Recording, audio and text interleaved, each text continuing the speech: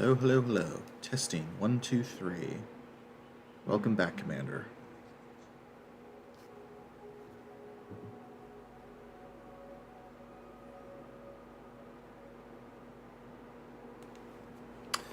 Okay, stream seems to be working.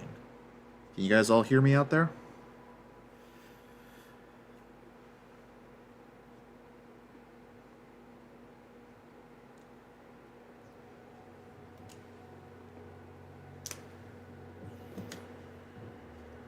We'll be starting the stream in a few minutes. Just making sure all my ducks are in a row behind the scenes. We'll be starting the stream in a few minutes.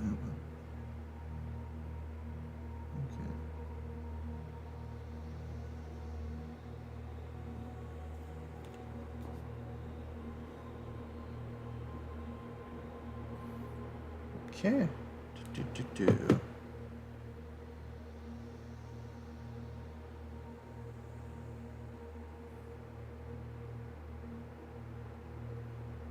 That should be good. Okay. All right. I think we'll get started in a little bit. Can everybody hear me? Is the live chat working?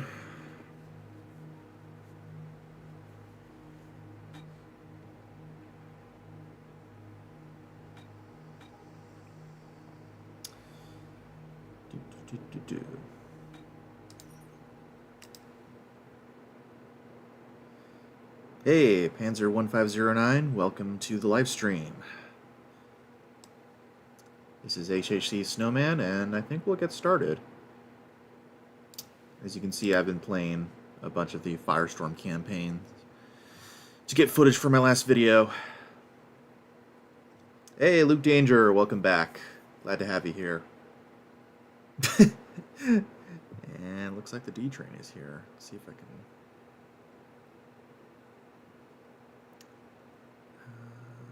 there we go.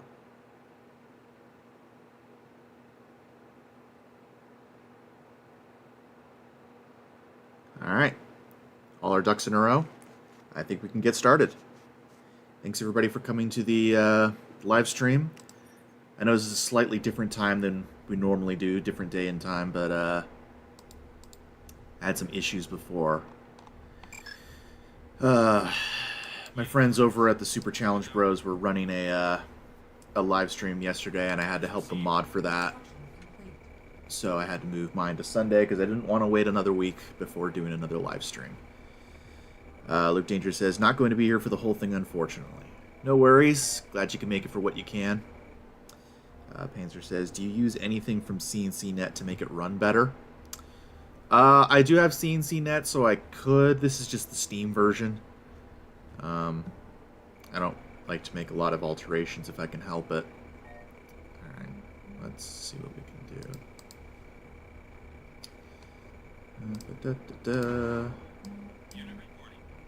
Let's move you guys over.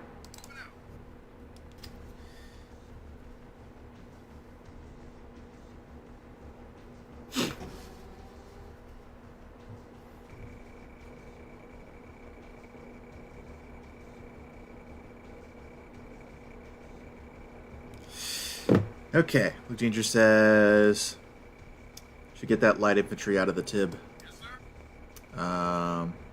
Where? I don't know what you're talking about. Yes, sir. Okay, Yes, let's get back to work. We were halfway through this mission last time, taking out the chemical plant. This was something that I missed last time. It was just the fact that Kane actually sent lots of chemical missiles through all of the mainland of Europe, and kind of a preamble to what he ends up doing in Tiberian Wars. I didn't realize that it was that catastrophic. It's kind of blink and you miss it in the cutscene. Which kind of makes everything seem even more impressive once we get to New Eden and sort of the Germany and Switzerland area and that blue zone in Tiberian Wars. It's like, given what Kane did to it just like 2 decades prior, it's kind of amazing they were able to turn that from a severe yellow zone back into a blue zone. This really is incredible. Obviously, that was the split between Westwood and EALA, but you know how it'd be. Okay, so we've done all the basic side missions before this, which means there's no base up here, which there normally is if you start this mission. And we should have all the defenses as far as the laser grid should be off, although there'll still be things like obelisks of light and lasers still up. And, oh, there's a missile launch. Let's hope it doesn't go for any of my forces. Sometimes they're clever like that. Alright. Let's get you guys up here. Ah, you're going to attack my front gate and nothing else important? I'll take that. Oh, okay, well that's unfortunate. Luke Danger says, on the cliff just east of your base, the yellow dot on the upper field there. Oh, good grief, buddy. Hey, hey. Alright.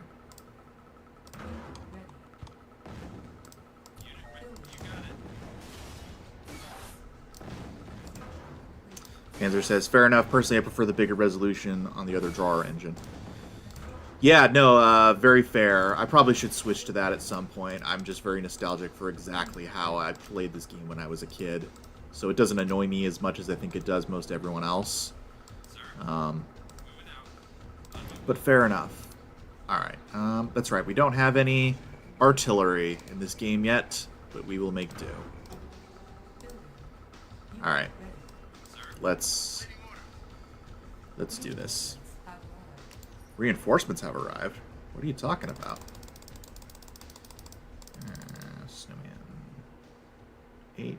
Where's Snowman 9? There it is. What are they talking about? Oh, more mutant reinforcements. Yay. Don't have to worry about them going through the Tiberian.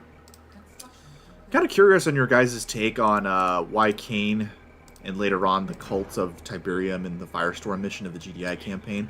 Why do they hate the mutants so much? Like, everyone seems to hate the mutants. Even Nod and the Cult of Tiberium, which you would think would see the mutants as like, oh, you guys are, you know, touched by Tiberium. You're merging with it. You're doing basically what divination wants. I'm curious on your guys' thoughts as to why Nod and the other people who love Tiberium still hate them.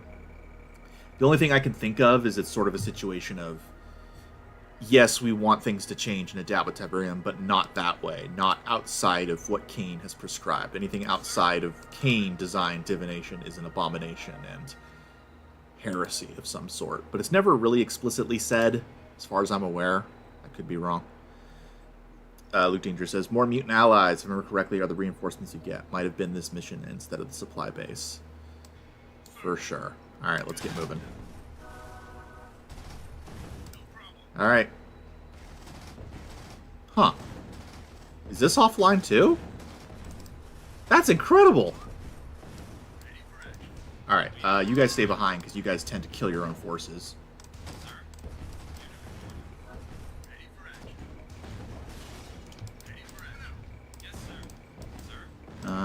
Oh. Forgot you guys were here. Keep moving. That's pretty great that even the base defenses seem to be offline. That is a square deal. Jez says, aren't the mutants slowly dying from Tiberium? They are. So that might be part of it, is they're not actually fully adapted to thrive in Tiberium. They've just able to survive a bit longer than most other humans because of, you know, reasons.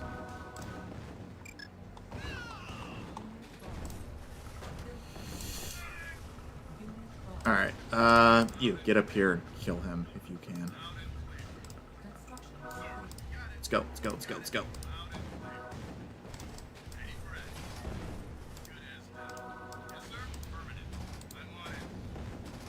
Panzer says, I remember this silly campaign mission where everything is stealth and I could never find the last nod to finish the mission. Yep, that happens a lot. Let's keep going. Move, mutants, move!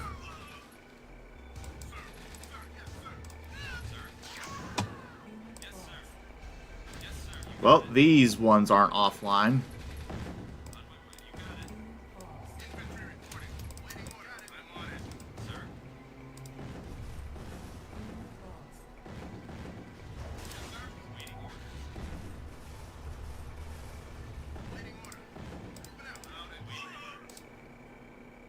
let's get up here. Ooh, Danger says, another part could be how they tend to reject Nod dogma of Tiberium future good. Though, if I remember correctly, in Tebson, only Oksana calls Umagan a disgusting specimen. It's true. Yeah, that could be another reason, is just the fact that they don't view Tiberium as, like, they're not trying to think, hey, is there a way we can make our mutation work better so that we can survive in Tiberium? Like, Trados is actively working on a cure for Tiberium mutation. Like, from what I gather, most of the mutants don't actually want to live like that. Like, if they had the option, they would definitely pick being cured of it, which is kind of interesting.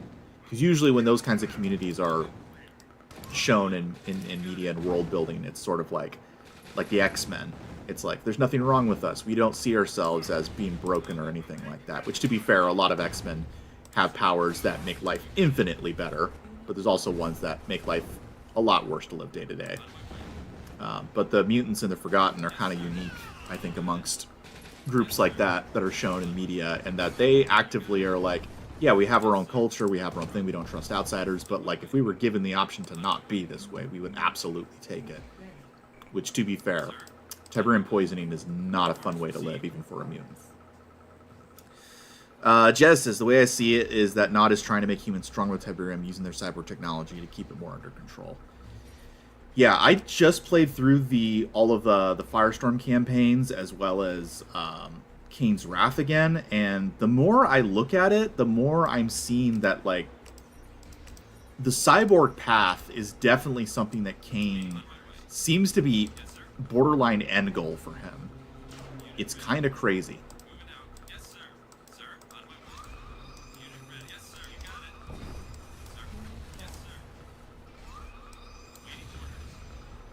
Like, you definitely get the impression that if Kane could just have all of Nod be cyborgs completely subservient to his will with no human element, if that were, like, an option for Kane, he'd probably take it. Let's get ourselves a mobile sensor array out here. Panzer says, and they just get turned into some dumb brutes with miniguns in Tiberium Wars King's Wrath. Yeah. Look, I'm probably, for somebody who loves Tiberian Sun as much as me, I'm probably more of a Tiberium Wars defender than you will find amongst most diehard Tiberian Sun fans, but even I absolutely hate the way they handled the mutants, especially with the intelligence database, which I gotta say, whoever wrote the intelligence database in Tiberian Wars, so much respect for them. I wish I could figure out who it was and interview them at some point, because I love the intelligence database. And constantly in the intelligence database in Tiberium Wars and Kane's Wrath, they're constantly saying things like, oh, you know, Zocom was built so that they could protect themselves from Nod fanatics in the red zones, as well as mutant separatists. Oh, we had to watch out for mutant separatists. And it's like, okay, we keep hearing about this, but where are they? It seems like in lore, the Forgotten, or at least the mutants, are very much a part of the proceedings and are a big part of the lore and some of the difficulties in both the yellow and especially the red zones. Yet we never see them. And maybe that's just because production was rushed, or the Sage engine didn't allow, or the creators just didn't feel like they really cared to have them as much as a lore element. But it boggles my mind that the Forgotten were just absolutely dropped as a plot thread. Just, we get the mutant hovels, and that's it. Which just sucks. Okay. Sorry, rant over. D-Train says, does Kane have a propensity for transhumanism because he himself is either not human or seeks to transcend humanity? That's a good question, and it's a loaded question. So, in my opinion, and from based off of the polls and the chats here, most of my community seems to be agreed that we like the biblical Kane answer for Kane's origins a lot better. And from what I've heard from the Westwood developers, they were always intending for Kane to be the biblical Kane. And furthermore, after going over all the stuff in Kane's Wrath and in Tiberium War, since I've recently replayed through those campaigns, I'm not entirely unconvinced that EALA wanted the Kane as an alien path. I'm not entirely unconvinced that maybe they didn't want Kane to still be the biblical Kane, or at the very least keep it sort of ambiguous. So if we're working off that framework, I think Kane is so obsessed with transhumanism not because not because he's an alien, but because he kind of wants to outdo God. At least that's my theory. He wants to prove that he's a better leader of humanity. He wants to prove that he is the brother who deserved to live in sort of a twisted way. And that sort of, I think, feeds into how he does everything. He wants to evolve humanity. He wants to be the shepherd for humanity. He wants to prove that he knows what's best. But I don't think it has to do with his alien nature. I could be wrong, but that's my take. Luke Danger says the mutants weren't even going to be present in as the Hovels, if I recall correctly. Really? I would love to see the behind-the-scenes stuff on that. I'd honestly love to talk more with the devs. I feel like the Westwood devs are a lot more public with everything. I would love to talk to some of the EALA devs about how Generals came about, how CNC3 came about, Red Alert 3. I would love to talk with a lot more people, especially whoever wrote the intelligence database. Come on. Alright, let's get you guys up here.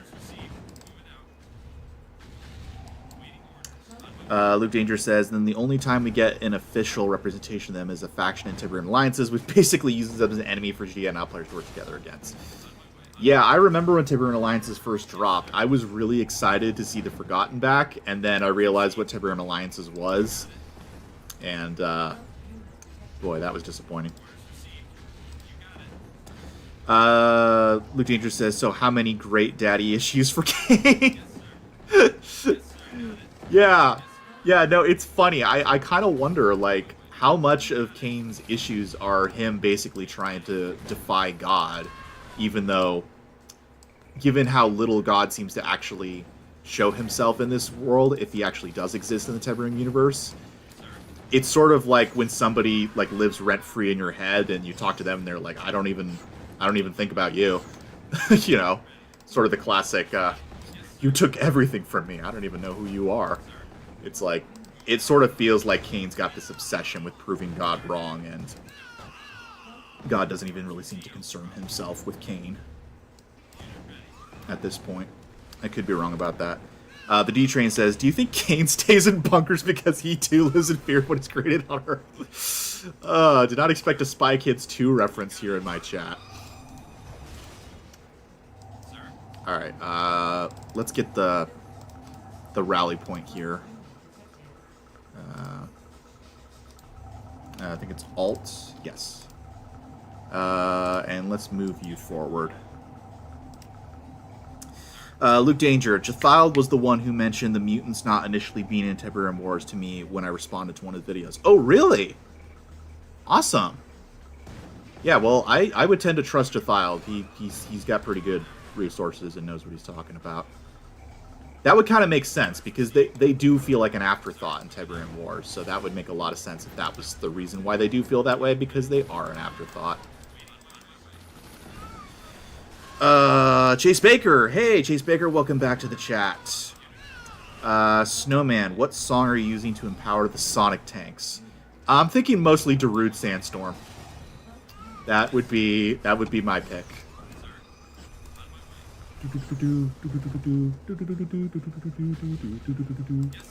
Panzer says, did we ever see Crystal / Disruptor Tech after Tiberian Sun? I don't mean the Sonic stuff.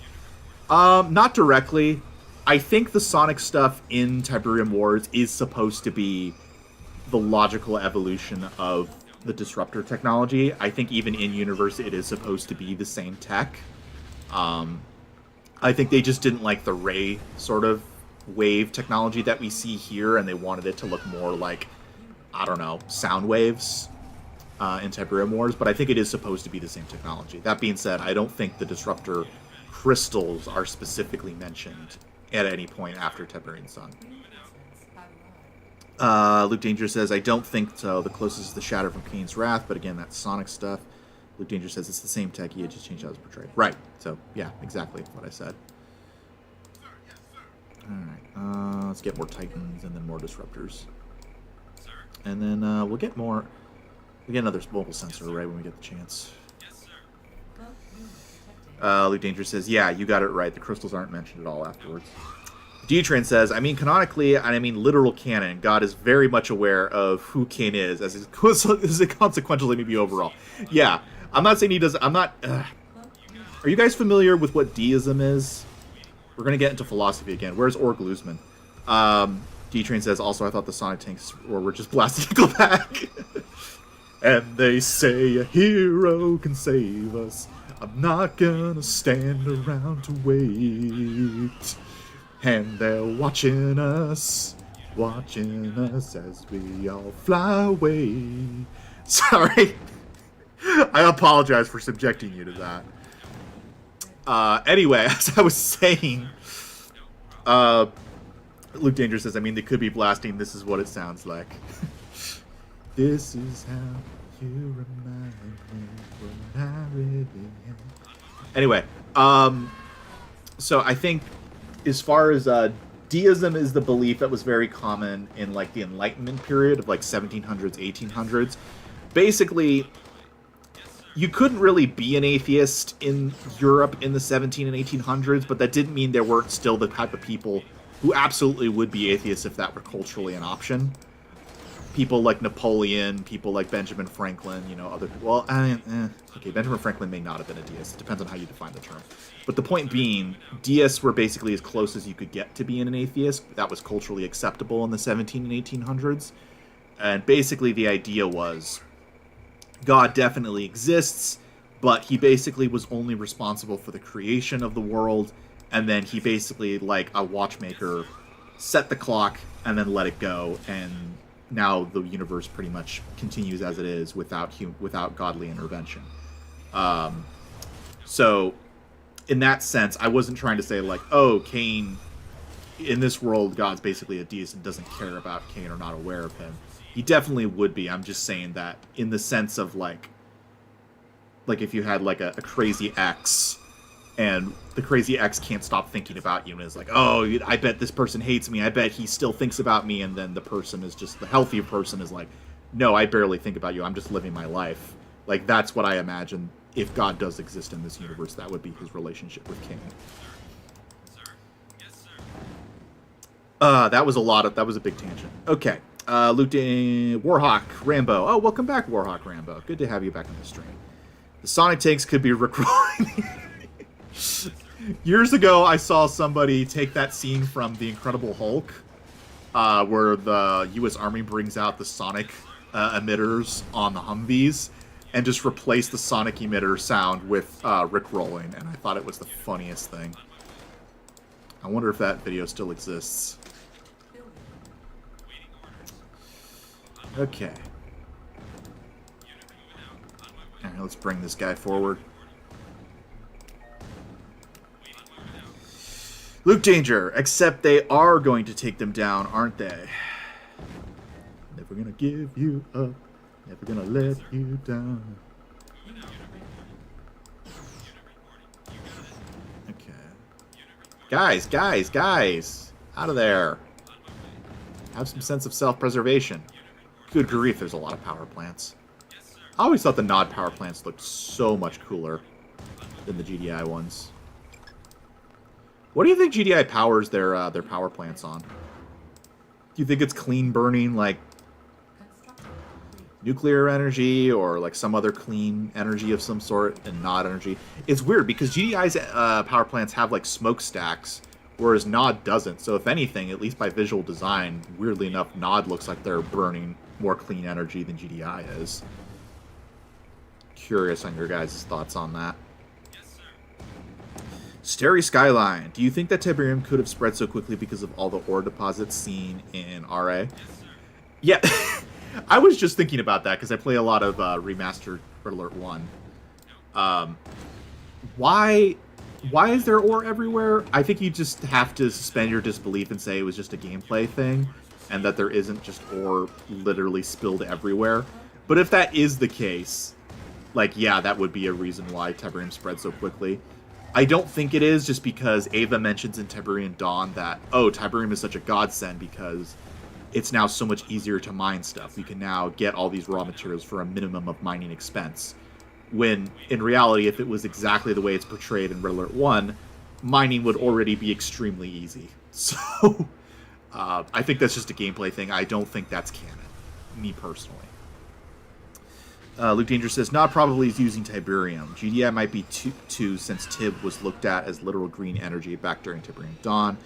Might also... Oh, there they are. Where are... I think they're down here somewhere is where the Banshees are. It might be that the smoke is similar to the refinery smokestacks in that case. Interesting. Stereo Skyline says, thanks for the reply. No problem. I don't get a ton of people. I mean, I've been getting more people in my live streams lately, but this is also a Sunday, which is not my normal day. I normally stream on Saturdays. So I'll probably be able to respond to a lot more of your live stream comments than I normally would. So take advantage of it, because I'll probably be switching back to Saturdays going forward. Ruwinch says, sup. Good to see you. Oh, look, somebody can't get around this. Good to have you in the chat room, Wish. Luke Danger says, yes, Banshee pads are in the bottom corner. Let's move you down here.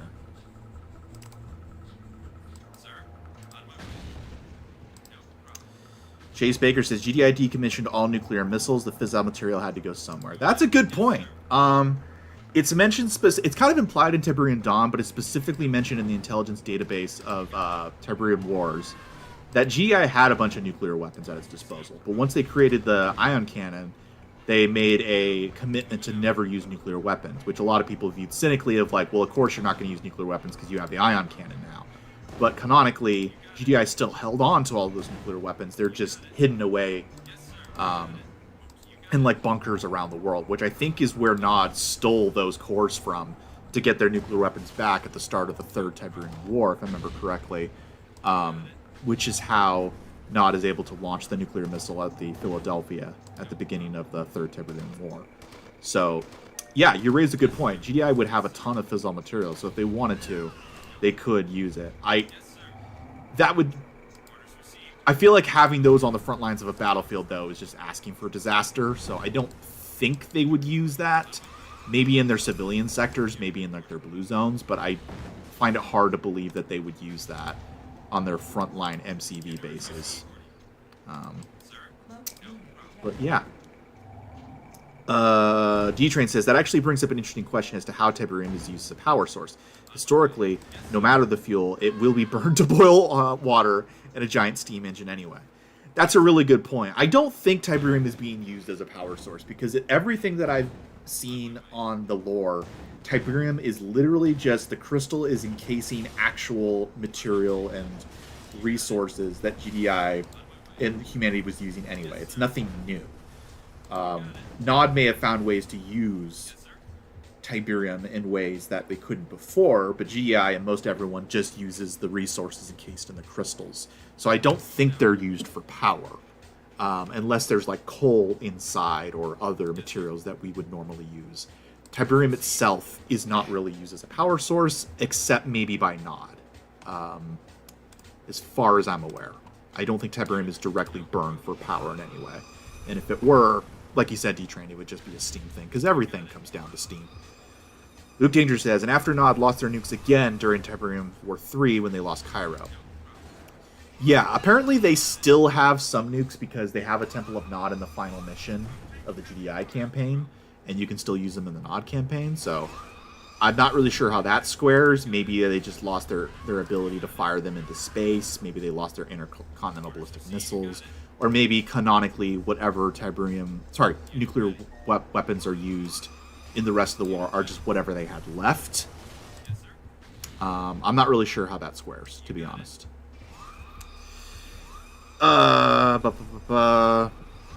Almighty Snark says, Evan. Yeah, evening.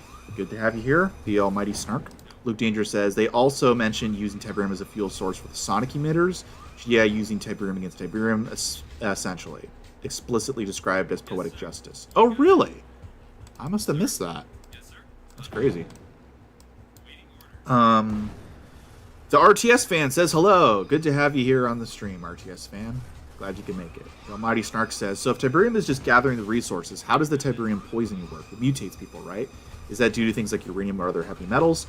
No. So the process of leaching the materials from deep underground that Tiberium does releases alien toxic gases. And those gases are what mutates and kills humanity and terraforms the Earth into being something alien.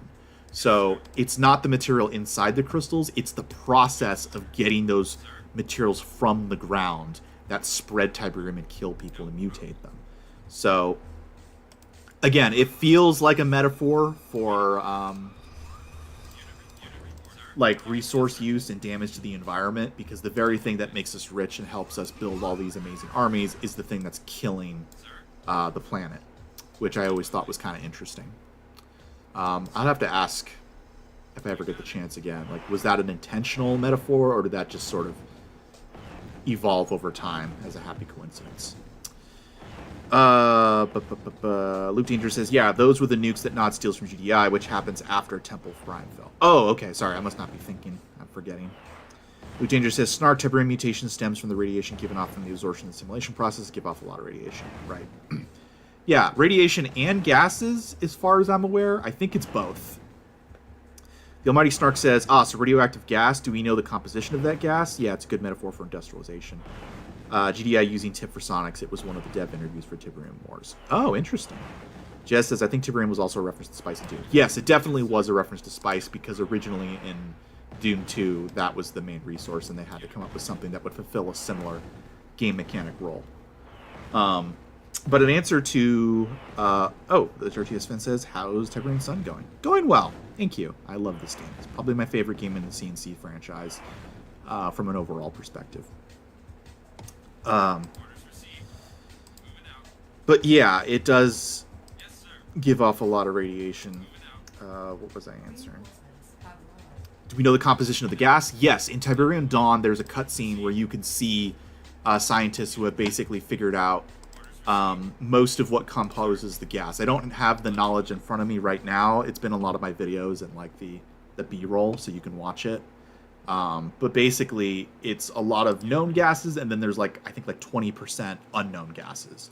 So we don't really know what's in it. I know in Tiberium Wars, in the intelligence database, we actually do get a different definition of how Tiberium has evolved and what it's made of now, where it's become a self-replicating proton lattice, as they call it. And I don't really know what that means, and they go into more detail of how Tiberium has evolved and what it is under ELA in the Third Tiberium War. Commander 64 says, I know that Tiberium is an alien terraforming device, but who made it? Because it wasn't the Scrim, because they fell victim to it long ago and got mutated independent. Yeah, that's a good point, Commander 64. It's sort of implied that, Tiberium comes from the Scrin homeworld, but you're right. It's never specifically stated that it originated with the Scrin. I don't think it's ever specifically stated that the Scrin were seeded with it and then found a way to adapt, but it's very possible that that is indeed the case. That basically the Scrin were just as much a victim as we were. They just found a way to basically, in a sense, do what Cain wants with divination, and that might be the reason why Cain wants so badly to get Ascension working and to get to the Scrin homeworld, because maybe he's still trying to chase divination and create humanity for the better. That's a really good point. I hadn't really thought about it that way. Mighty Snark says, thank you, Commander. Fascinating. Luke Danger says, well, I need to head off. Enjoy however far you get. Good having you here, Luke Danger. Have a good one. Yeah, I know it's a little unusual having this on Sunday. For those of you who do stuff on Sunday mornings, I apologize for the awkward time, but again, it's the only time I could do it. I don't have anything on Sundays until the afternoons. But I will be switching back to Saturdays before long, so worry not. Let's get you up here in case there's anything else. I had other questions for you guys regarding Cabal. Have any of you guys seen the recent video I did on Cabal? I feel like I have a lot more thoughts on Cain's plans with Cabal now that I've watched it, and I'm very curious to hear your guys' thoughts. Specifically, like, how much of Cabal was Kane and how much of it wasn't. It sort of feels like, I don't know. The RTS fan says, it's nice in the evening for me. Always a good time for RTSs. Nice. Commander64 says, I need to see the Cabal vid. Yeah, it's up on the channel. It's not an in-depth lore vid on Cabal. It's more about my feelings on Cabal as a narrative device and how he compares to how AI is typically depicted in fiction, and why I think he's such a unique take on AI uprisings. I plan to still do a specific lore video on the Firestorm Crisis and Cabal in the future. So, more of an appetizer. Ogie's Video Pit says, a little C4 knocking at your door. Good to have you here, Ogie's Video Pit. I assume I am pronouncing that correctly.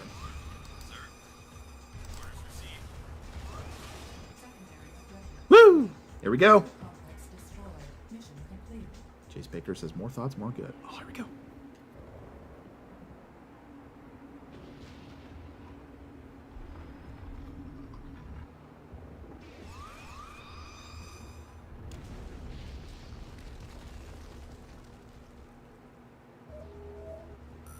Gosh, I love the cutscenes in this game.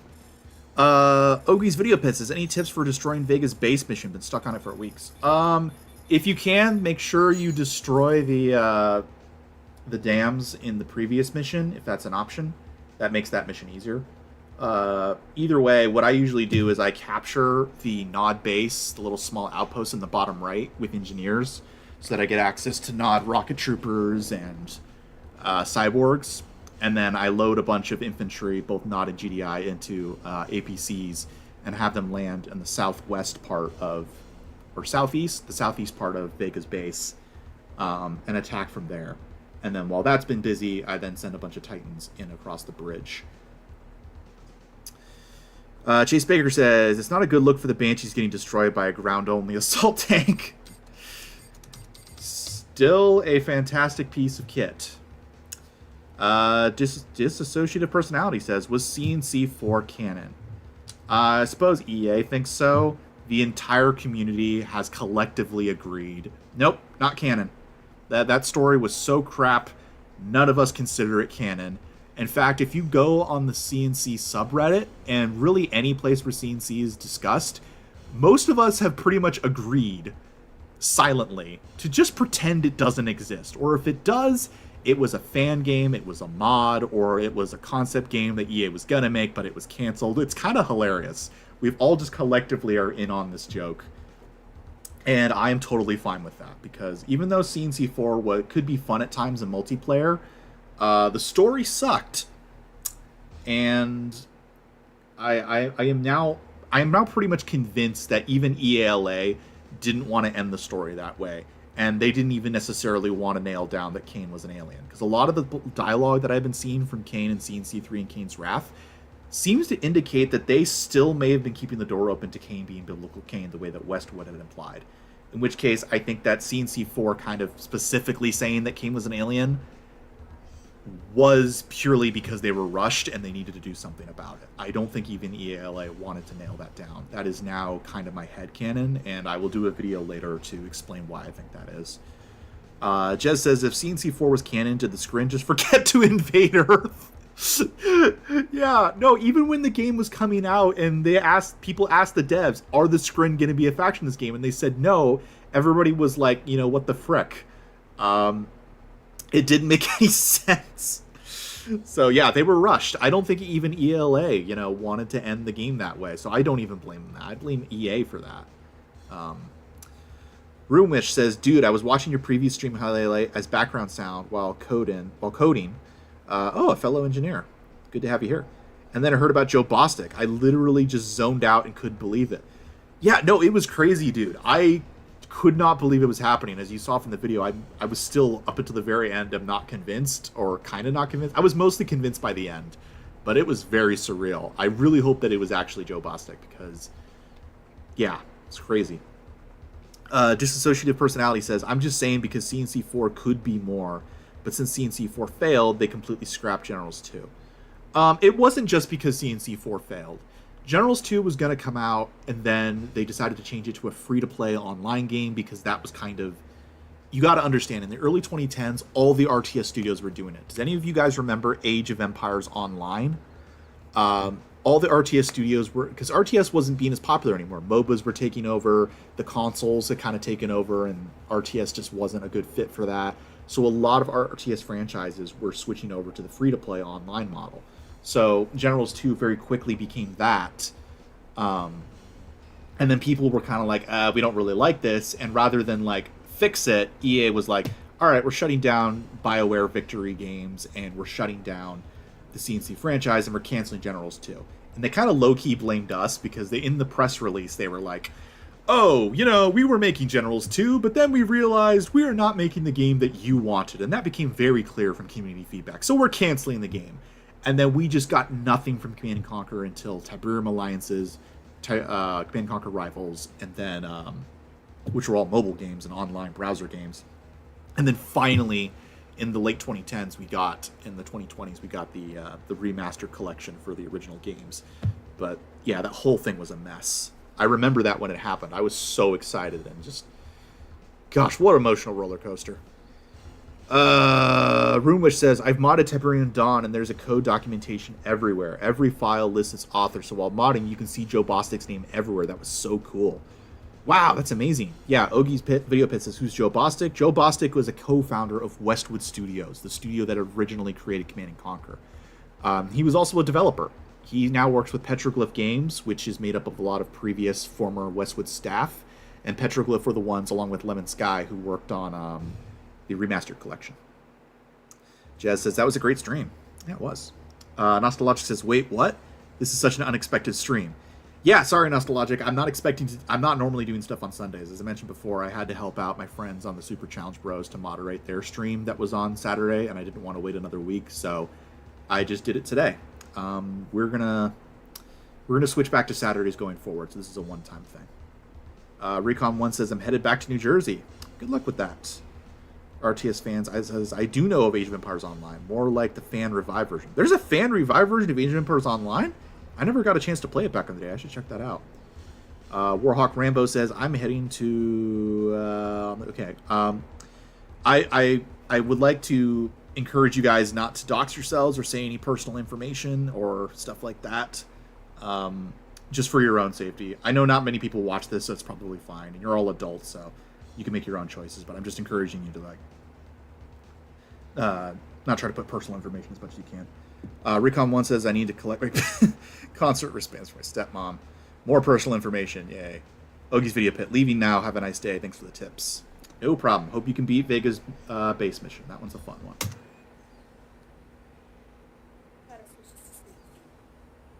Stop code. He has gained the ability to control Tiberian's effects. To reform the planet so that it supports another kind of life. Tiberian-based life. Tacitus explains how it is to be done. Because I translated it for you. I have betrayed the world. Sir, I think I know what Kane is up to. Find out what those fighters are going to come and shut him down. I don't care what it takes. Neighbor, fill him in.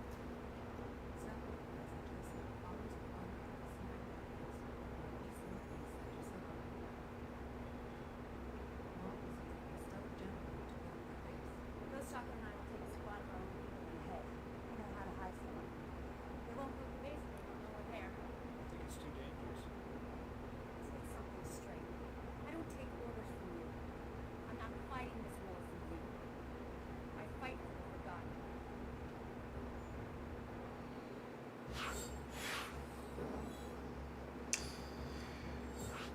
Ugh. At a certain point, you gotta wonder, if you're wearing that little armor, does it even really count as armor? Okay, let's see here.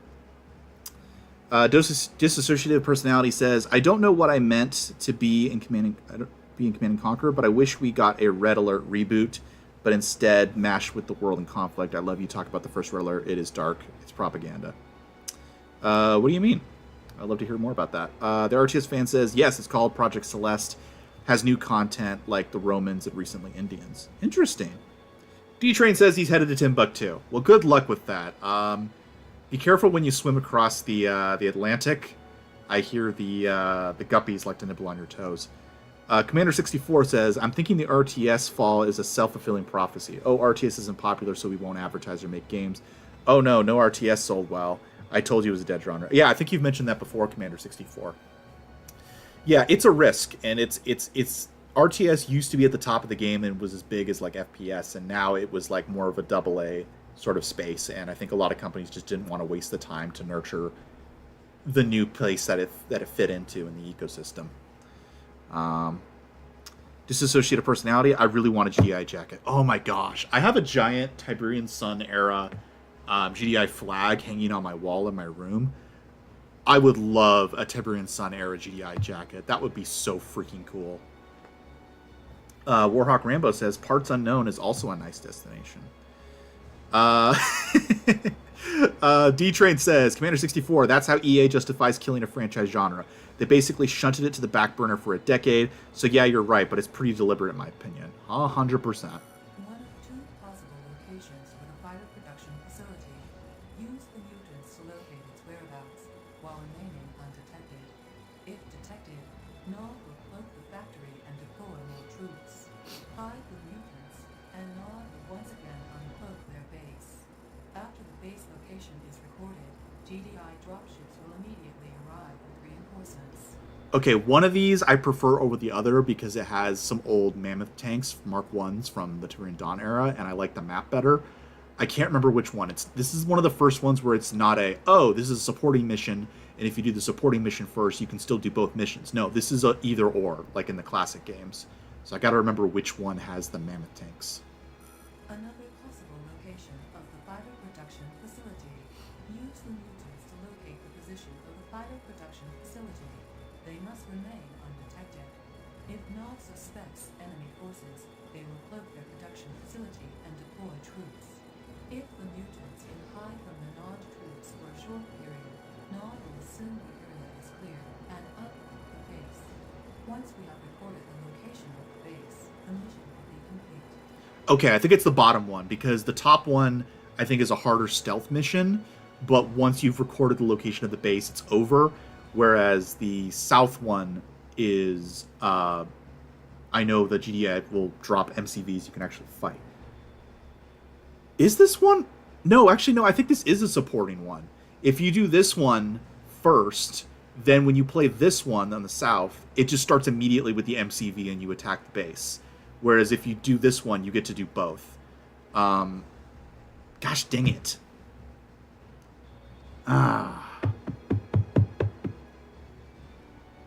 I know I usually do all the missions I can for these live streams, but I really just want to do this one because I like the way the mutants have to sneak around in this mission and then bring in everything. Let me think on that. Warhawk Rambo says, wrestling deference to those who don't know. Nastalogic. Oh, okay, it was just unexpected, but I'm kind of upset that I missed the previous stream with the entire bombshell was the fifth one. Yeah, I didn't know that was going to happen. Sorry about that. Disassociated personality. I might buy a bomber jacket and slap a GDI faction bag for cosplaying. I've seen people do that on the CNC subreddit. That sounds like a good plan. Warhawk Rambo says, John Cena of WWE fame is also a Command & Conquer fan, according to some. Really? Commander 64 says, darn, EA sucks so much. RTS is so good. Have you guys considered trying to play the open source 0K or that new Beyond All Reason? I used to play Total Annihilation and Super Command a lot in the past. I'm not sure what you're talking about. Which part do you need to defend the Scrin ship while in the Ion Storm? That was a while ago. That was early. That was one of the first few missions in the GI campaign. Number one rival says, I've always one of those Nod soldier uniforms. Apparently some of the costumes worn on set are still out there, but they trap heat and are unbearable to wear for long. I can imagine. RTS fan says, the Nod base must be scouted first before getting the MCV. D-Train says, Generals 2 was announced at the VGA when those were still on TV and Zachary Levi hosted. It was announced a full year and a half after CNC4 failed. I vividly remember I was so stoked and then devastated. Yeah. Chase Baker says, you hinted a possible Titanfall 2 video, one of my all-time greats, complete with a fantastic closed-loop temporal paradox in the story's background. You know, I really should. I have a ton of, like, I don't have much space on my hard drive left, so I need to, like, clear out a bunch of CNC stuff that I don't need now that I've finished a bunch of videos. I don't have as much experience with the multiplayer. Aussie Street Shark, my friend on the Super Challenge Bros, plays that a lot for multiplayer, so we were going to work together on a video essay for that one. I should probably work on that one next, now that I'm taking a break. That's a good idea. I should do that. Commander64 says, do whatever you like, man. It's no problem. Disassociated Personality says, maybe a little bit of context, but what do you prefer? Tib Sun GDI or from Tib Wars Keen's Wrath GDI emblem? Oh, 100% the Tib Sun GDI emblem. 100%. Establishing battlefield control. Stand by. Hold a moment. Alright, let's save this mission, and then we'll start again. HEC Snowman 2. As you can see, I've been playing a lot of the Firestorm missions. Yeah, have you guys ever watched the Template Institute? Oh my gosh, every time you select the Mutant Hijacker, the music is playing. Listen.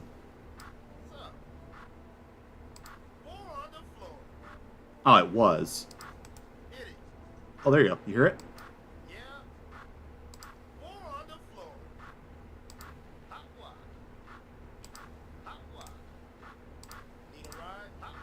It doesn't do it every time. All right.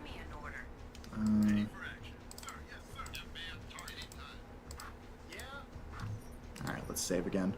Sorry, I'm a save monkey. I grew up playing Commandos, so I'm used to saving so much. Nostalgic says, let's just say I was busy that day with my grandfather's 8th passing anniversary and celebrating my younger sister's 5th birthday. Aww. All on the same day. Polymer perseverance was great. You're all adults. As long as you guys are aware of the danger, I'm not going to protect you from yourselves. What do I look like? A communist government? But that's really cute, Nostalgic. I appreciate that. Sorry about your grandfather's passing. I've had some family members pass in recent years as well. It's never fun. Never fun. Give me an order. This is too easy. Alright, let's get you. Give me an order. Stand up. Oh, I forgot. Any sort of contact and they'll see us. But that's fine. We're still a ways from the base, so I don't have to worry about that.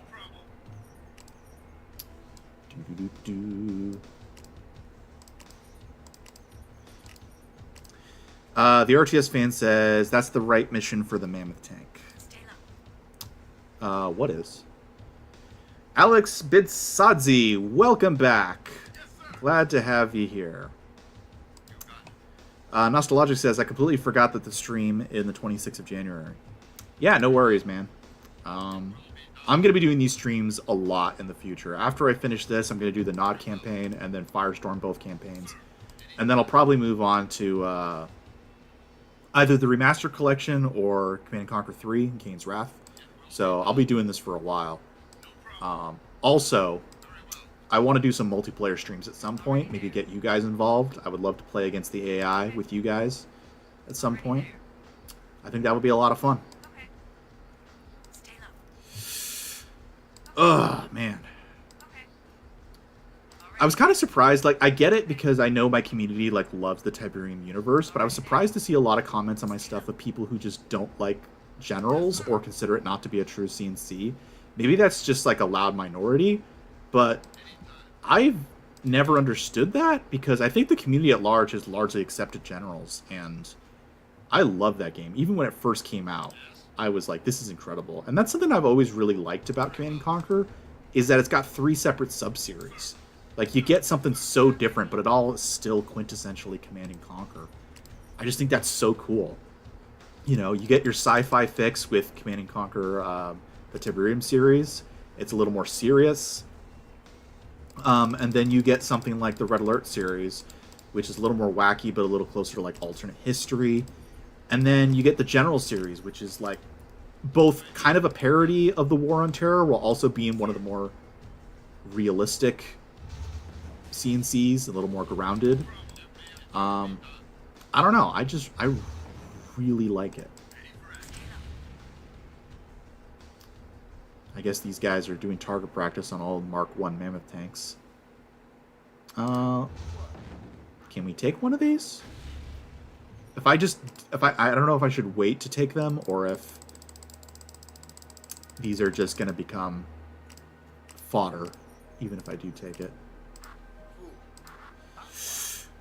Alex Bisadze says, my dad prefers Generals. Yeah, my dad does too. Generals is his favorite game. He used to play a lot of Tiberian Sun, but as soon as Generals came out, that's the only CNC he'll play.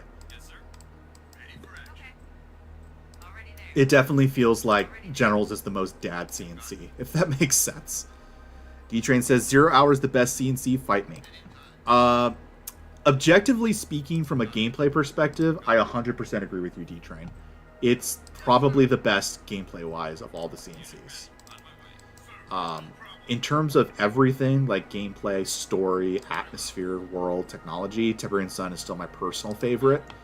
But my favorite CNC to play is probably still 0 Hour from a gameplay perspective.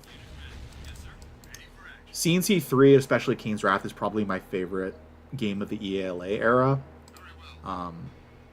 Unless we're counting Generals, but I do really love Kane's Wrath. Commander64 says, Generals is really good. Jez says, I'll admit I didn't like Generals when it came out, though I've warmed up to it. Yeah, no, that's crazy. Like I said, I love that game from even when it first came out. But it's crazy to hear, like, there's a lot of people that are just like you, Jez, that it took them a while to warm up to it. Because I guess, you know, no full motion cutscenes really until 0 Hour. Just a very different vibe. Everything, all the story was told in-engine. Not really any characters besides, like, your named assistants. I love that for the USA, they still get Lieutenant Ava, or a Lieutenant Ava. Because every CNC's got to have Ava in it. That's what makes it a CNC game. I heard somebody commenting once, what makes a CNC game? It's Ava. It's got to have some Ava. That's how you know it's a CNC game. Chase Baker says, Generals is CNC enough for me. I love the air guard ability to bolster base defenses. Haven't seen a function like it in other games. Yeah, no, 100%. Generals, to me, is the first RTS, or at least the first CNC RTS, to actually have, like, not just VTOL aircraft, but actually, you know, horizontal takeoff and landing aircraft that actually feels good to play with. I feel like up until Generals, aircraft just kind of felt like an afterthought or something that was kind of a chore to use because either it was too easily shot down or they made it hard to use and expensive and cumbersome on purpose because they didn't want people abusing it. Whereas Generals was just like, no, you want to use Aurora Bombers and King Raptors to just defeat the enemy entirely from the air the way the U.S. basically did in the first few years of the Afghanistan war? Go for it, man. And I love that freedom. Max says, any opinion on CNC Legion? CNC Legion.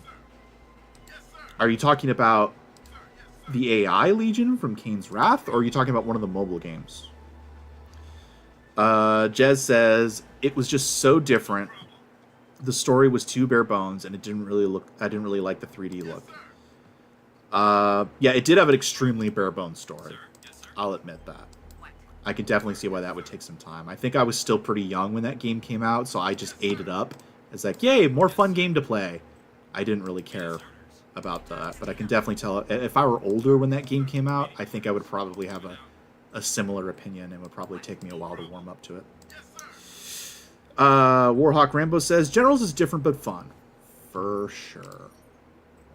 Nostalgic says, speaking of multiplayer, I don't know if you or would be interested. I'd love to see you playing Euro Truck Simulator with friends, since it still keeps going and it refuses to die.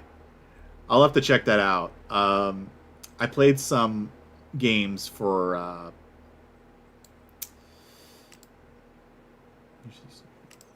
some random games for the Playground channel with the D-Train. I think we did Police Simulator that I still haven't like put into a video yet, so I'd be willing to do some random videos for the second channel. Jez says, the game looks a lot better if you edit the INI files to raise the camera. Really? I have never tried that. D-Train says, America will free the crap out of you. One of my favorite memes is just somebody with like overkill, like a Spectre gunship or a C-130 or something like that, with just the tagline, embrace democracy.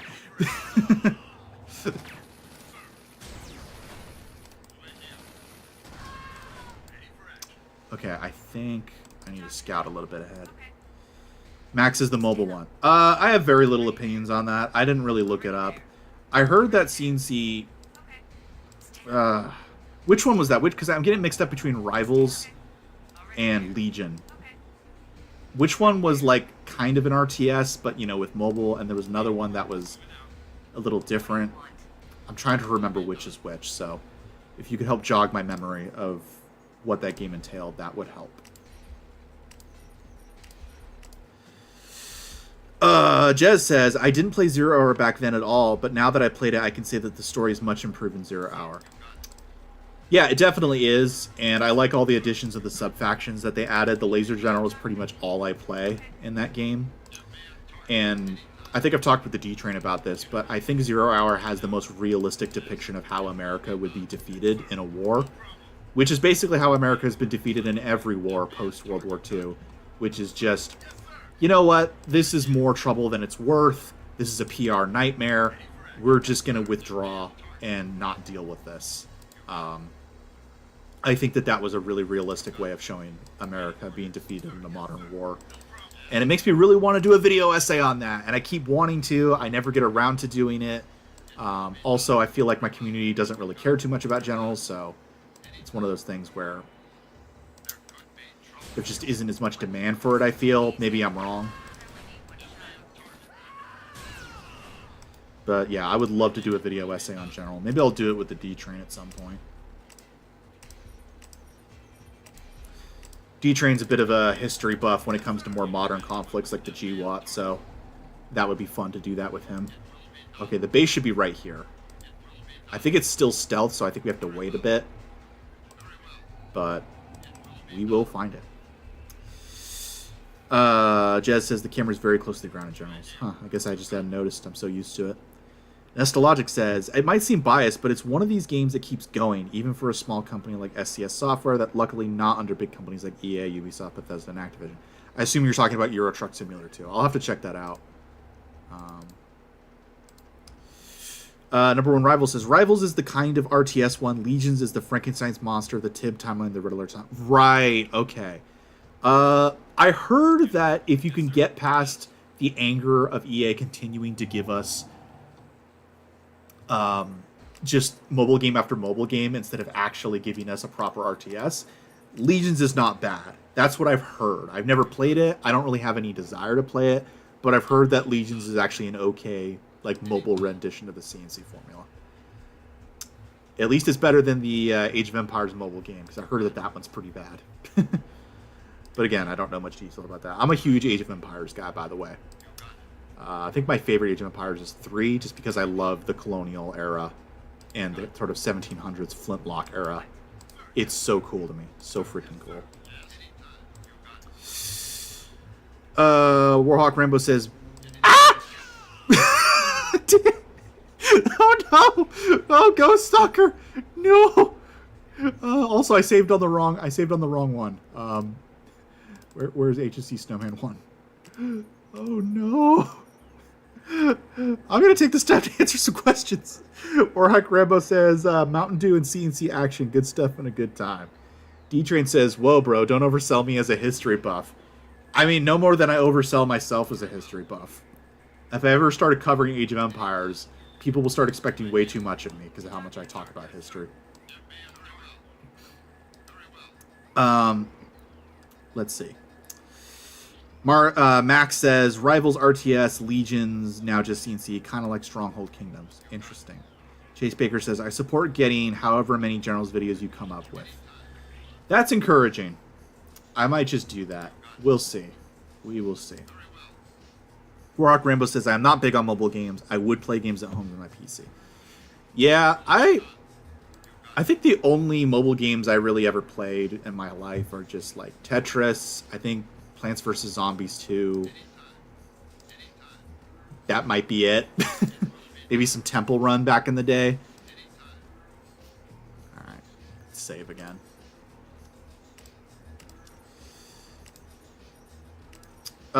Oh, hey, Cabal Core. Sorry I'm late. I'm glad you got the pathing bug worked out. Yeah, thank you guys for all your help. Worked out very quickly, and we're ready in time for the live stream. Warlock Rambo, Jez says, same, Age of Empires is one of my favorites. I prefer 2 over 3. Yeah, most people do. Everybody prefers 2 over all the other games, and I respect that. I'm one of those weirdos who likes, like, Terminator 1 over Terminator 2. I like Age of Empires 3 over Age of Empires 2. And I also love Age of Mythology. I didn't grow up with Age of Mythology, but D-Train got me into it once the remaster came about, and I absolutely adore Age of Mythology. Just, it combines everything I love. Mythology, supernatural, ancient warfare, RTS. I should do a video essay on Age of Mythology. Would you guys be in favor of that if I didn't do just... Oh, no! Okay. Would you guys be in favor of that if I started doing, like, video essays on RTSs that aren't just CNC? I probably start with the ones that I'm familiar with, like Age of Empires, but I probably would like to get into some of the other ones, like Total Annihilation and Supreme Commander, just to see what they're all about. I'm curious to see if you guys would be in favor of me kind of branching out a bit from CNC. I also really want to finish StarCraft Remastered. I started the first one. I really enjoyed it. I'd be curious if you guys would like to hear my thoughts on that as well. Maybe we'll do a stream of that at some point.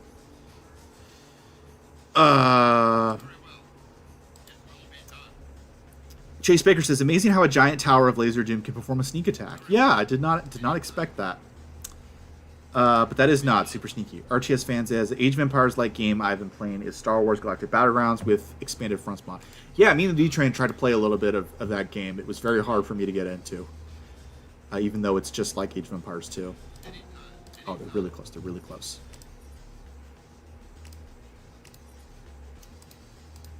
Warhawk Rambo says, I did have the Game Boy systems and a PSP back in the day, but yeah, they had cool exclusives.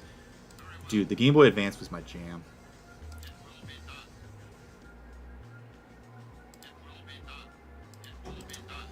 Warhawk Rambo says, by the way, do you like Ace Combat? I have only played the most recent one, which I think is Ace Combat 7. Skies Unknown, I believe. I haven't finished yet. I really need to get back and finish it. I wanted to play it for my channel and record it, my second channel. Oh, that was weird. No. Okay. No, he got away! He got it! Just dang it! Anyway, so yeah, no, I love what little I played of Ace Combat 7. I even got like a HOTAS system for my Xbox. It was fantastic. I really want to finish it. Everybody keeps saying the older games are great too. I just don't know an easy way to play them on modern systems. D-Train says, literally playing it right now. I assume you're talking about Age of Mythology. I'm going to try and move around the left and see if I can find it. I know there's a way to see it from the cliff. I just can't. Oh, I have to take the bridge. That's right. I have to take the bridge. I forgot. It's been so long since I played this game.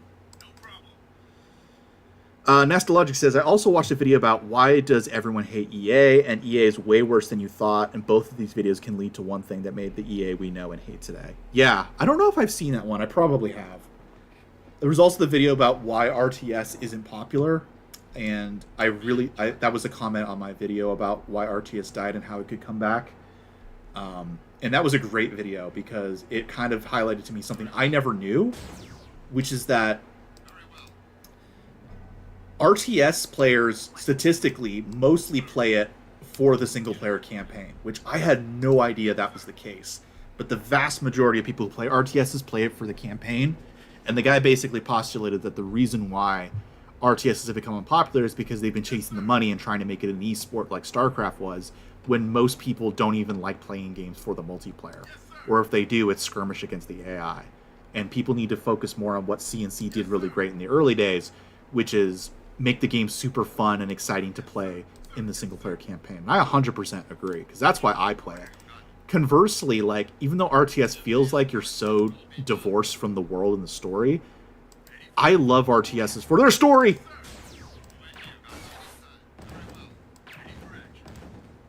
Like, I get so immersed in the world and the fashions and everything in an RTS. One of my favorite ways to explore a video game story is through an RTS. Which is kind of crazy, but it's true. And I'm sure you guys probably can relate. Jez says, I like the era of 3, but the story was too disconnected from reality, and they had that early 3D look too, which I wasn't fond of. You talking about Tiberian Wars? Alex Bizadze said, let's see if we're about to get more screams from Forgetting About the Olives compilation. Yeah, I might do that if you guys want. Chase Baker says, I came for CNC. Subscribe for the thoughtful commentary. Expand the horizon if you feel inspired to. I would love to. Heck, I would make I think I've talked about this before in a previous stream. I would make a video essay on the campfire scene from Tangled if I thought that people would enjoy it. Chase Baker's Cabal Core says, I also prefer AoE 3 over 2 for whatever reason. I played 2 before 3, but I just like the vibe of 3. Yeah, you get it, Cabal Core. I just like the vibe. I like that there's fewer resources. I like that it feels a little easier to play. I like the card system from the home city. I just think it's neat, you know? I just think it's neat. Warhawk Rambo says Ace Combat 5 and 0 are tied closely for best storyline wise. Yes, I've heard that. I've watched a lot of videos on the Ace Combat lore, and I've heard that Ace Combat 5 and 0 are really great. I just wish I knew how to play those older games on modern systems in a way that would work.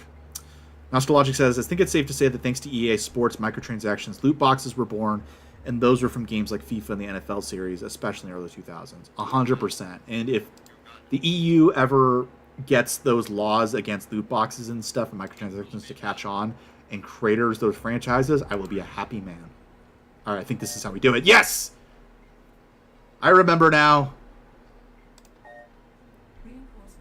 Dead mouse. I remember. Let's go. Okay, I think these guys disappear. If I remember correctly.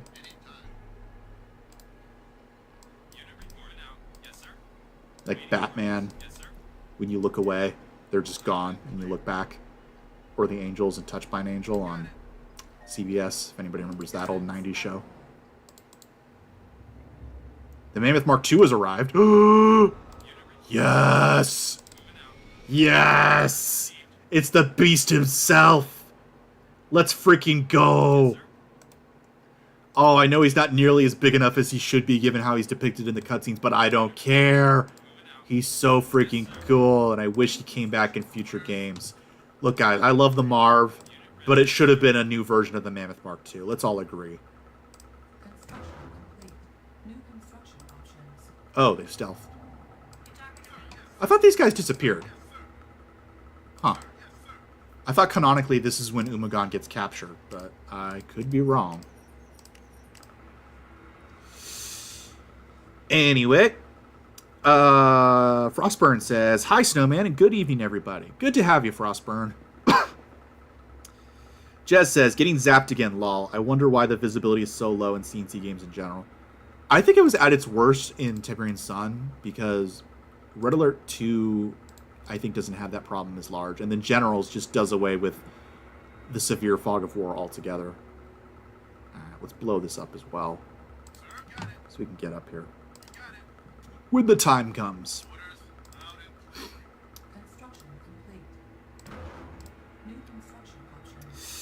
Jess says, no, not Tib Wars. I mean Age of Empires 3. A little bit of delay in the chat. Oh, what did you say about 3? I like the era of 3, but the story was too disconnected from reality. It had early 3. Right. Yeah, the remaster definitely makes it look better. I like how that looks. Yeah, the story was weird. I will agree. I enjoyed it as a kid when I first played Age of Empires 3. It was kind of a cool, weird, what is it, the Bone Army or the Bone Clan, or I can't remember what it was, the Ossuary. It was a weird sort of like Illuminati, like national treasure type storyline. I liked it better in the Asian dynasties and the historical battles in the remaster, which kind of tied it back to history again, because that was the thing I loved the most about Age of Empires 2, was all the campaigns. I learned so much about history because of the AoE 2 campaigns. Do you think I would have any idea who Barbarossa was, or Saladin, if I didn't play through Age of Empires 2? Like, it was so good.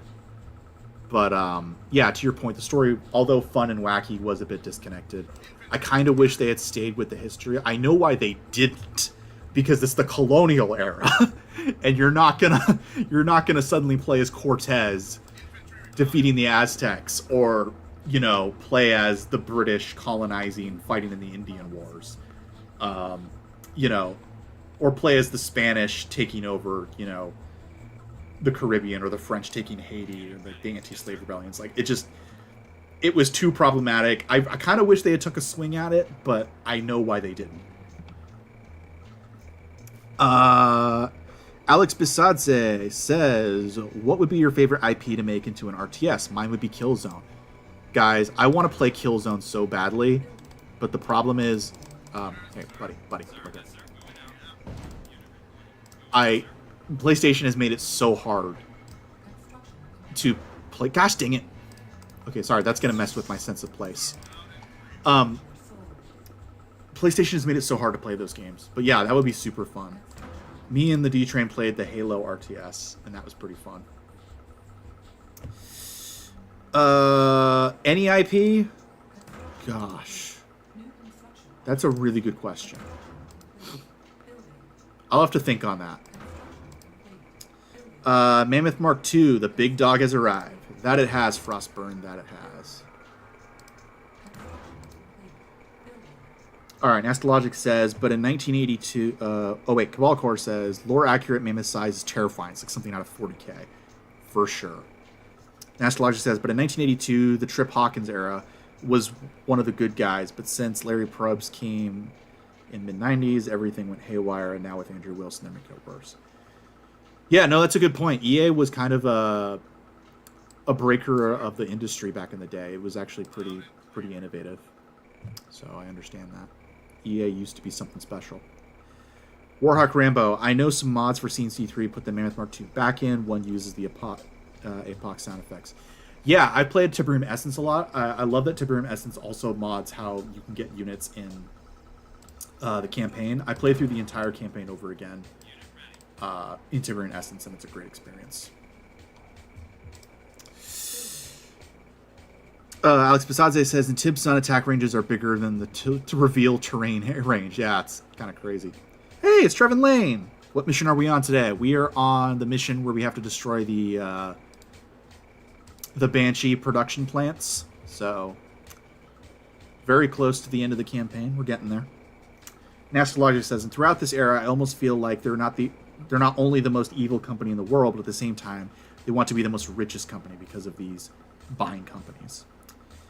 EA is definitely pretty bad. I don't know if I would say the worst company in the world right now. Maybe the worst gaming company, although these days Ubisoft and Bethesda are kind of giving them a run for their money. If I had to pick most evil company in the world, I think there's a lot of other contenders out there.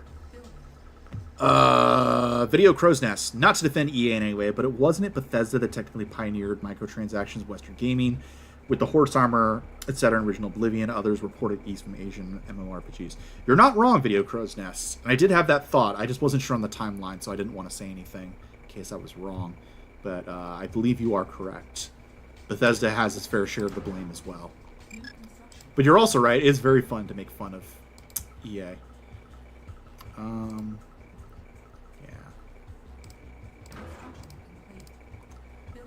Let's put one of these. Trevor Lane says, warning, you cannot repair the Mammoth Mark I tanks in this mission. I tried. Yeah, I think I remember that, which kind of sucks. Alright, let's just start our Titan spam. We know the drill. We've been here before. And let's also get... wait, where's my technology center? How come I don't have a technology center? Do I not get a technology center in this mission? I think I remember somebody saying that weirdly in this mission you don't get a technology center, but that's like in the back of my memory. Alex Bisadze says, wanting to be the richest and being the most evil go hand in hand. It often does. It often does. Not that there's anything inherently wrong about being rich, but often that goes hand in hand because human nature, power, my friend, whether it be in the form of money, influence, riches, resources, it often corrupts. Alright, let's build another one. Okay. Warhawk Rambo says, I'm also mad at EA for killing Maxis. What's Maxis? Freeze Spring. Oh. Got him. He's got to come in this way.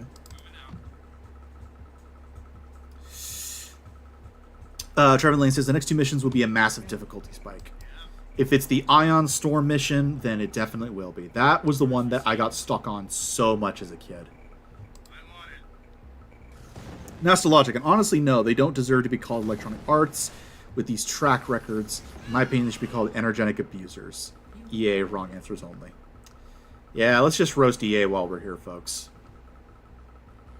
Let's get back over here.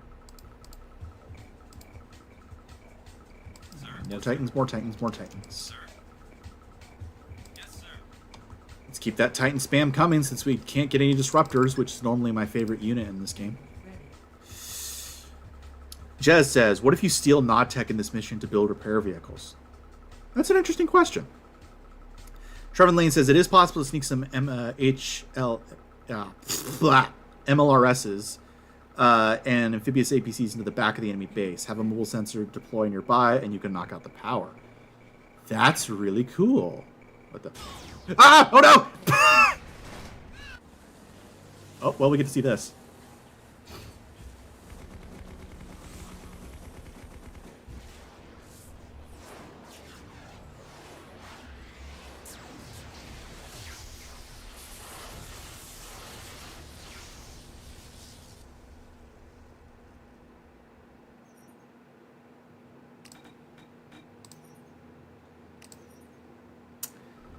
Let's, Oh, really? I forgot to save! Son of a biscuit monkey. Okay, you guys are going to the back of the base. Fudge muffins.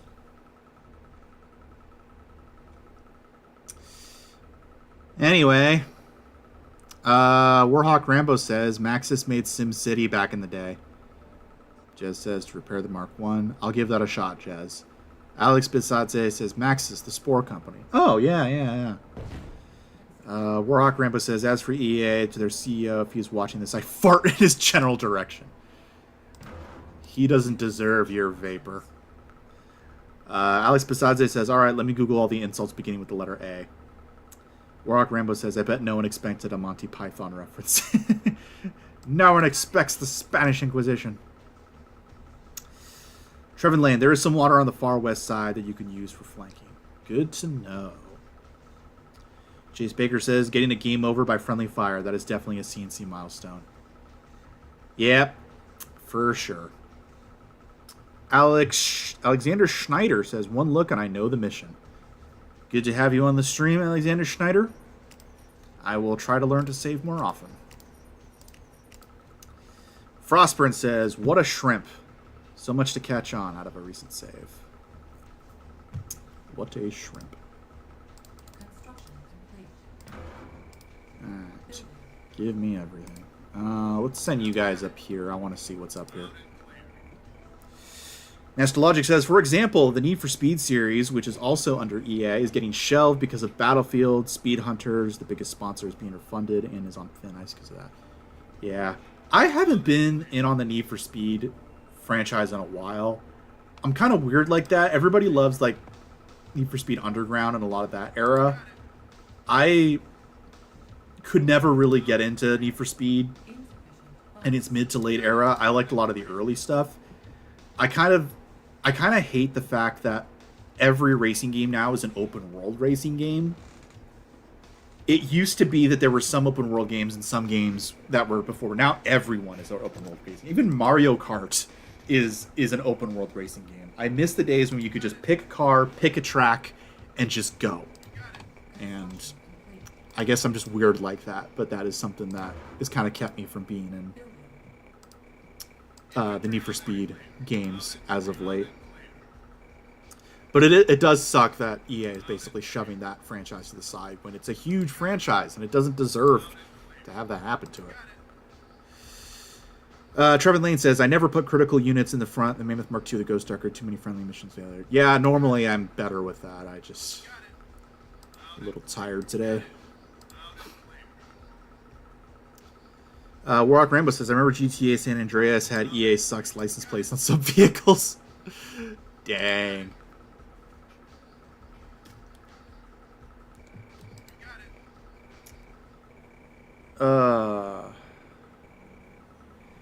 Trevin Lane says there is a small enemy outpost next to a blown-out bridge on the north center area. It offers a way to flank the Titans. Good to know. Well, there it is. Okay, we found it. The timing could not have been better on that. Alexander Schneider says this was the first mission I have ever watched in 1999 when my older brother or friend played it. Nice. Yeah, this game actually was a Christmas gift to my older brother years ago, but I was the one who ended up playing it more, along with my dad.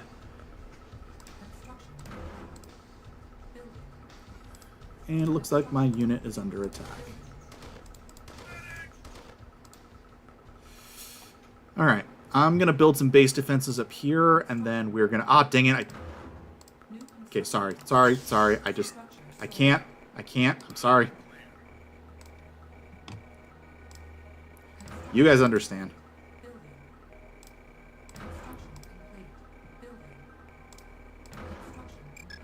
So I'm going to build some base defenses right here just to block that off, and then I'm going to send all my forces north. And then we're going to see what we can do with that.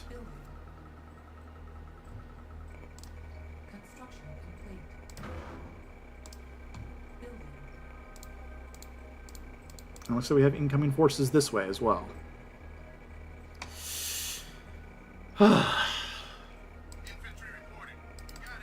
Astrologic says Need for Speed No Limits is currently the most updated mobile game in the series, and they're currently making an update for the 10th anniversary, which will be 10 years since in September 15th. That's kind of crazy.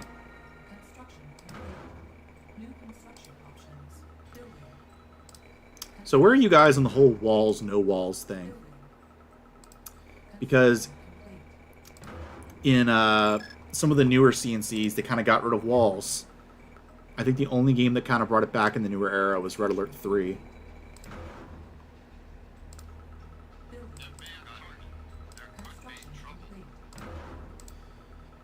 Where do you guys feel on that?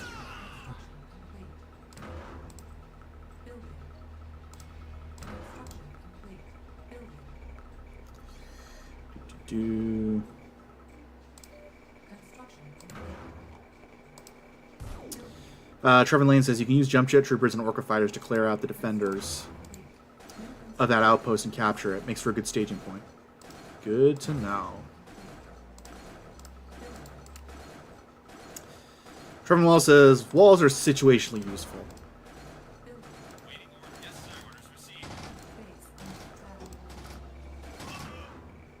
Yeah, the truth is that walls are not super useful, so I get why they got rid of them.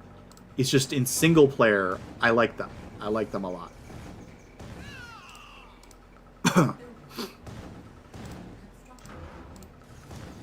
RTS Fence says, I like walls and gates. Me too. Whoops, I got that in the wrong place.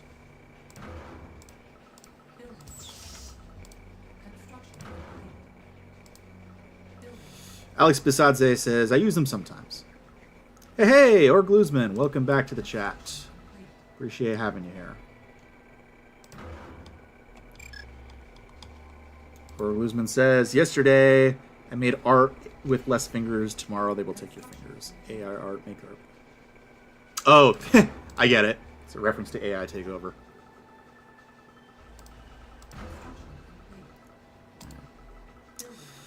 Jez says, I rarely build them, but I did miss them in Tib Wars. Yeah.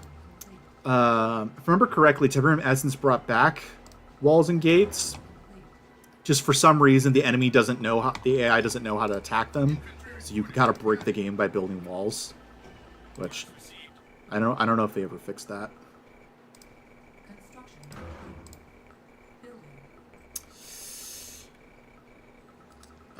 Video Crow's Nest. It's amazing to think about how, despite having an age rating way past kids, Command & Conquer is many people's childhood game series. Cue Devil's Tongues driving over a GDI cutscene. Yeah, I don't know how it was for you guys, but growing up, my dad never really had a problem with violence or gore. We played a lot of games and watched a lot of movies that were like war movies and stuff at a surprisingly young age.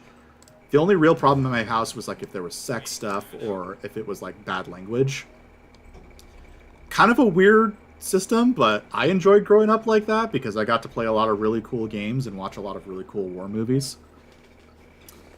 Ugh. I don't know if any of you guys can relate with that. Frostburn says, walls plus Conyard equals no NGs allowed. Yes, for sure. Jazz says, in Tipson, I use them to protect buildings from engineers. Very smart. Alright. Yeah. We're just going to Titan spam these guys. Alright. Training.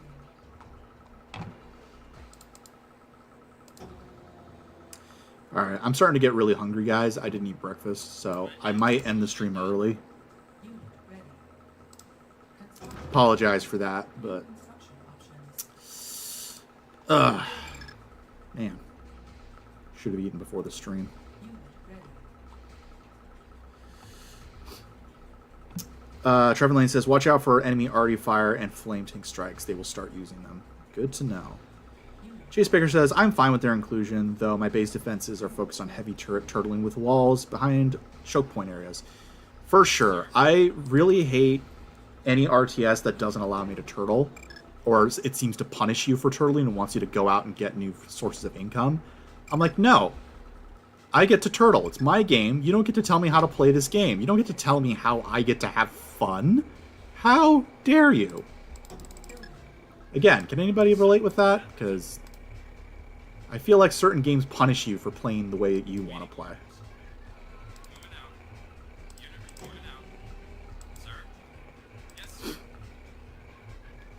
National Logic says, this might also be biased, but I really enjoy playing Red Alert 3, despite the big flaws in that game, since at least this is way better than the game that shall not be named.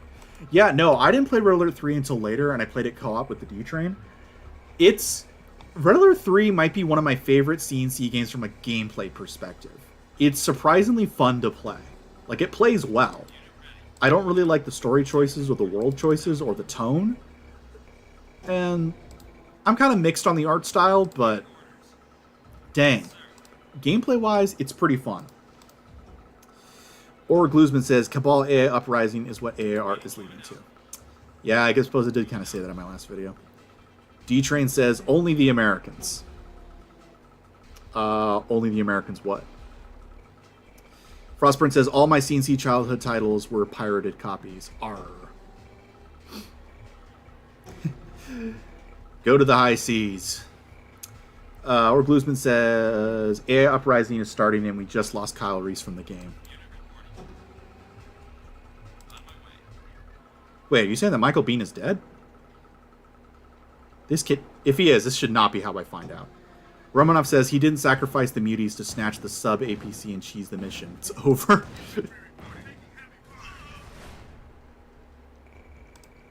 Video Crow's Nest. Walls and gates are amazing for construction. Elaborate, visually pleasing fortress bases. Had a lot of fun with that as young man. Exactly. It's like, I don't really care if they're not useful. They're fun. And that's what I like to do in video games. I like to have fun.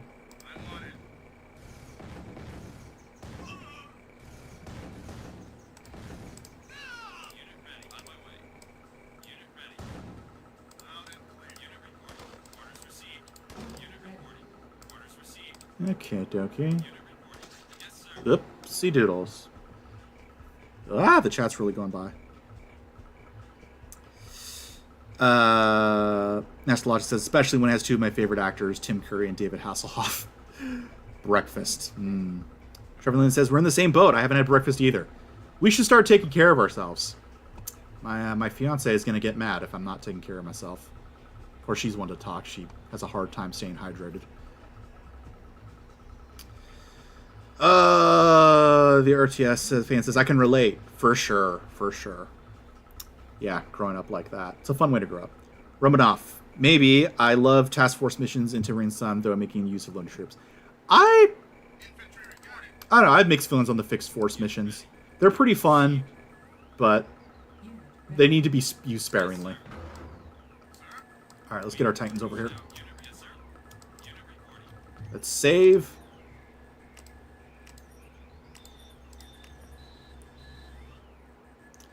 Alright, I'm just going to start highlighting questions. Yes, my video game. Units in RE3 are pretty squishy. Yep. I also use the hierarchy mobile walkers in Force of War. Mental Omegas go. Michael Biehn is very much alive. Thank God. The days at Hasselhoff that played as Michael Knight and Knight Rider and Mitch Buchanan from the Baywatch series. Yes. Trevor Lane. RA3 is really silly. I like having the silliness limited to gameplay elements. Yeah, no, like I said, I don't like the tone of RA3. I think it's too silly, and I think they went too far. Because even RA2 had some serious moments that I really liked, and it sucks that that's kind of just gone. That being said, from a gameplay perspective, I did enjoy it. Or Glusman says, no, he is not, just joking about him in this game. Good to know. Oh, because he's not in Firestorm. Yeah, I don't think he's dead, though. I think canonically he was not on board. On board the Kodiak when that happened. I could be wrong. I know the CNC3 novel says he wasn't on board, which I know people are kind of dubious about its canonicity. But I think even Westwood sources said that he wasn't on board. I could be wrong.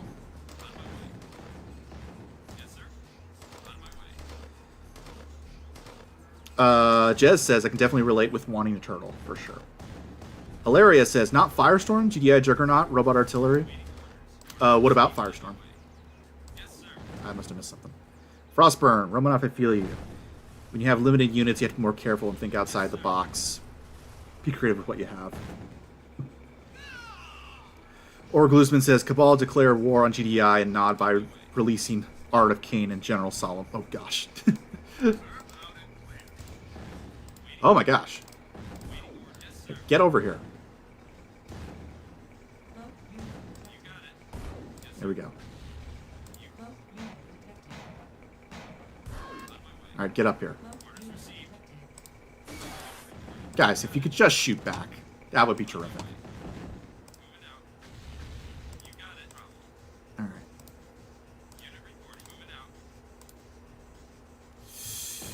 Nod will retaliate with flame tanks when you attack the outpost. Good to know. On my main base or at the outpost?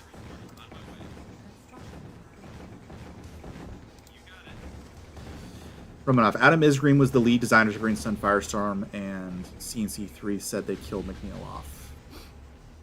Westwood CNC3 said they killed him. Are you sure? Huh. Oh look, they're here. Oh no!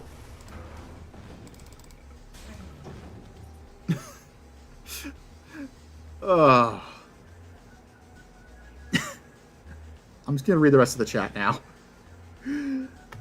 Nastologic says, I'm hoping that when you do an essay sometime soon, hopefully you mention that Red Alert 3 is more focused on its cast rather than on its gameplay.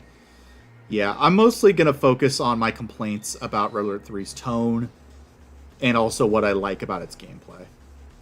Alex Pisadze says, yeah, for the Tib Wars FPS, he was supposed to appear in the cutscene. Frostburn and RE3 is silly, but can forgive it because Tim Scurry going space! Video Crow's Nest says, I personally dislike how a lot of Command & Conquer mods seem to use Spec Ops Task Force missions constantly in their campaigns. Yeah. Romanov says, because Bean apparently wasn't easy to work with as an actor, so yeah, they brought back Slavic. Yeah.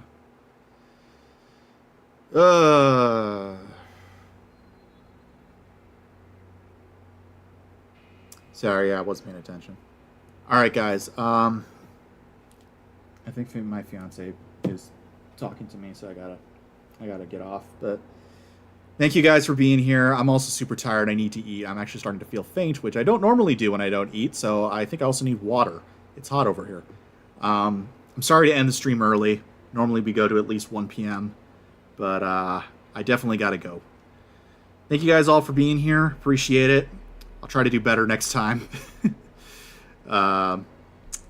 If you guys have any more suggestions for new videos to do and video essays, feel free to drop it on the comments on videos or in the community chats. I'm always checking for new comments. Yeah, thanks guys for coming. See you all next